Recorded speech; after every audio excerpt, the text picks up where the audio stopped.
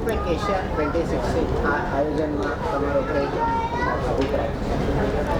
ફૂડમેક Asia 2016 last 4 વર્ષથી ફૂડમેક Asia સુરતમાં થાય છે.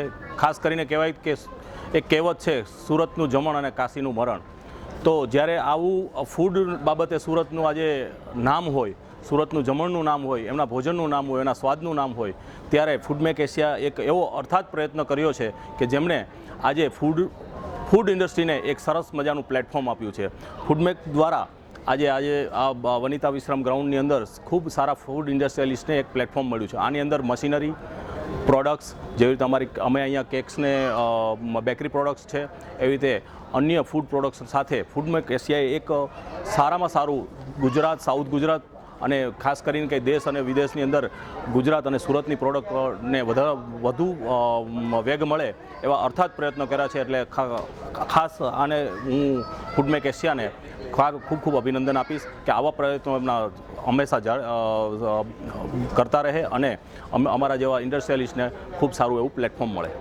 અતુલ બેકરી ફૂડમેક એશિયાનો one of the largest sponsor છે અને તમને આ વિશે તમે જાનકી ગ્રુપ સાથેના તમારા ઇન્ટરેક્શન વિશે ખાસ કરીને કે અમે લાસ્ટ 2015ની અંદર જ્યારે અમે ફૂડમેક એશિયાની સાથે જોડાયા હતા ત્યારે અમને ખૂબ સારો પ્રતિસાદ મળ્યો અને અમને એક સારું પ્લેટફોર્મના આધારે અમારે પણ અમારા વેપાર, અમારા બિઝનેસની અંદર ગ્રોથ થયો.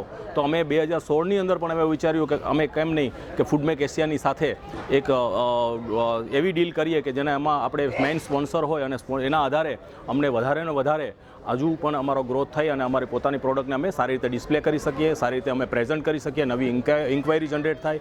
આના હિસાબે અમે એમની સાથે મેઇન સ્પોન્સર તરીકે જોડાયા. ફૂડમેક એશિયા હવે સાચા અર્થમાં ઓલ ઓવર ઇન્ડિયા અને આગળ જતા ભવિષ્યમાં એશિયાના ઘણા બધા શહેરોમાં આ લઈ જવા માંગે છે. તો તમે એને કઈ રીતે એની સાથે ફૂડમેક એશિયા ને કદાચ હું એમ કહું છું કે ભવિષ્યમાં એમને નામને ચેન્જ કરવું પડશે, ફૂડમેક વર્લ્ડ કરવું પડશે. કારણ કે આજે જે એશિયાનો સૌથી લાર્જેસ્ટ ફૂડમેક અહીંયા થઈ રહ્યું છે, આના આધારે આવતા દિવસની અંદર ફક્ત એશિયા નહીં પણ એને વર્લ્ડ વાઇઝ એમને આવું ઓર્ગેનાઇઝેશન કરવું પડશે અને વર્લ્ડ વાઇઝ કરશે અને અમે એમની સાથે જ રહીશું.